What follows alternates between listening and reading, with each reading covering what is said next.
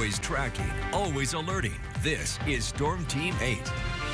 Well, definitely not the most pleasant of starts to our Thursday. We've had buckets of cold rain coming down. Looking outside in Grand Rapids, still a wet scene out there on the pavement as well as on the camera lens. A few drops sticking to that. Muskegon has seen over 3/4 of an inch of rainfall today, close to 2/3 of an inch in Grand Rapids. Howland with a report of 46/100ths of an inch, 42/100ths in Kalamazoo, and already exceeding 1/4 of an inch in Battle Creek.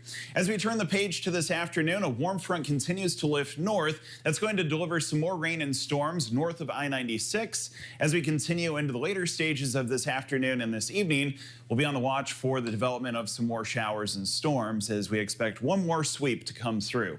Here's a look at our winter weather alerts further north, winter weather advisories, winter storm warnings. So we are on the warmer side of this system. We should be able to avoid seeing any further development of freezing rain like we had this morning. Let's take a closer look at Storm Track Live. And again, you can see that we've had that trend for the development of showers and storms further north of I-96 now.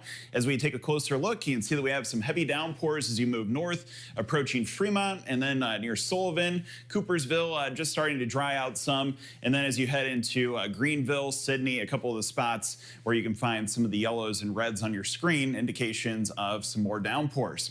It remains chilly for now, but as we advance into this afternoon, you can see that we're going to be warming up fast. We project highs to largely be in the 60s this afternoon.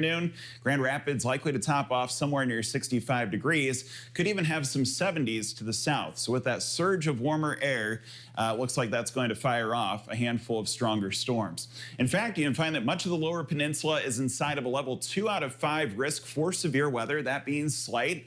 As you head further toward Chicago and Milwaukee, that is an enhanced risk, level 3 out of 5. So here's a look at what we're talking about getting into the later portions of today. Greatest chance appears to line up between about 5 o'clock this afternoon, 8 o'clock this evening. Could have some damaging wind gusts in the range of 50 to 70 miles per hour and the possibility of an isolated spin-up tornado.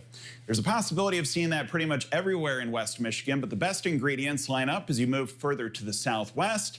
Portions of Berrien County, then heading into Van Buren, Branch, and also St. Joseph counties. That's where we have a 5% chance at seeing some of those storms capable of spinning up a tornado from the Storm Prediction Center. So here's a look forward at Futurecast. It shows that as we get to this evening, 6 o'clock, you can find some of those thunderstorms firing up along the lakeshore, continuing to shift inland, and it appears that some of those could pack a punch. Again, make sure that you are staying aware to changing conditions, and we'll keep you informed right here on Wood TV.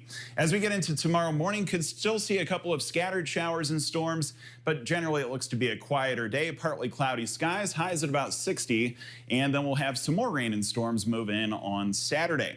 Here's a breakdown of the Easter holiday weekend. It becomes much colder for Easter Sunday. The high temperature struggling to reach 40 with a chance of some flurries. Beyond that, it looks like we'll have some more seasonable conditions locked in, 40s and 50s next week with some more chances at precipitation.